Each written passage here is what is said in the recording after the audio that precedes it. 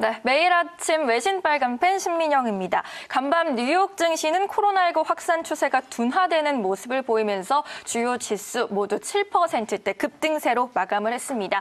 이에 대해서 외신들은 어떻게 보고 있는지 먼저 블룸버그의 기사부터 보시겠습니다. 블룸버그가 3주 안에 가장 높은 다우지수의 상승률을 보였다라고 보도를 했고요. 이는 바이러스가 줄어들었기 때문이다라고 이야기를 했습니다. 뉴욕의 주요 핫스팟, 뉴욕이라고 볼 수 있을 텐데 여기서 둔화되는 흐름이 보였기 때문이다라고 말했고요.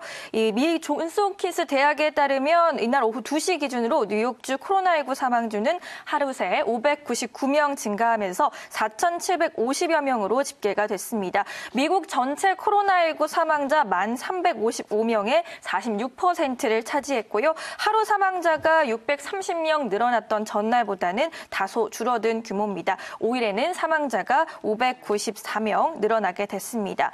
브렛 지로 보건복지부 차관보도 오늘 방송에 출연해서요. 뉴욕과 뉴저지 등에서는 이번 주 입원자와 사망자가 정점에 달할 것이다라는 이야기를 하면서 뉴욕 증시 긍정적인 흐름을 보였습니다.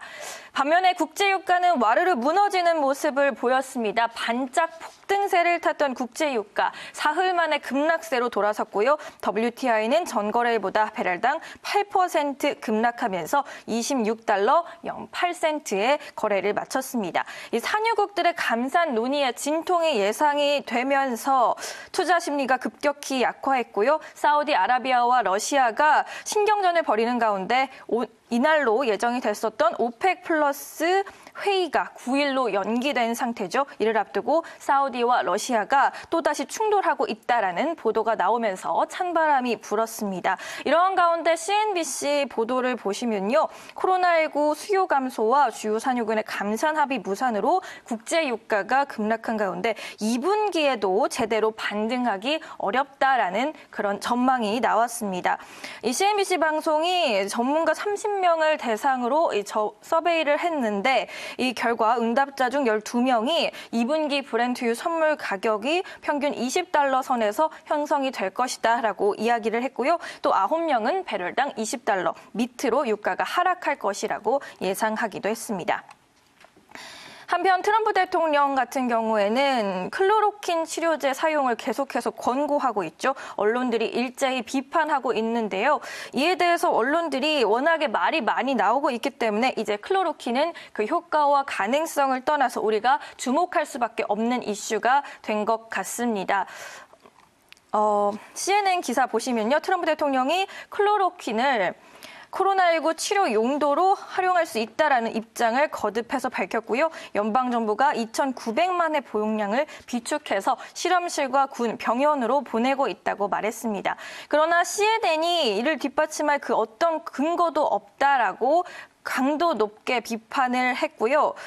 이 약물을 단독으로 사용하든 혼합해 사용하든 코로나19를 치료하는 데 있어서는 효과가 있다는 믿을 만한 증거가 없다라고 말했습니다. 오히려 메스꺼움과 설사, 구토, 피부 발진과 같은 부작용이 나타날 수 있다는 전문가들의 견해를 소개했고요. CNN은 또 의학 전문가들이 치료 효과가 없을 수 있기 때문에 해당 약물을 홍보하는 데 위험이 따른다는 점을 대통령에게 반복적으로 설명했다고까지 보도를 했습니다.